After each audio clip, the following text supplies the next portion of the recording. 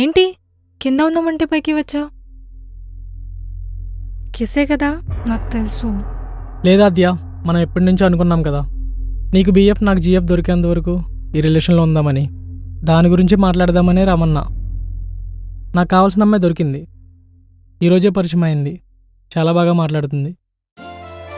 ఇక్కడితో స్టాప్ చేయడం బెటర్.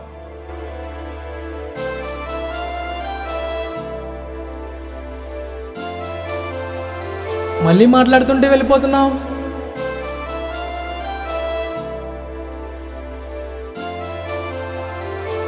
నిన్నే ఒకసారి చూడు, కనీసం ఈ ఫోటో అయినా చూడొచ్చుగా.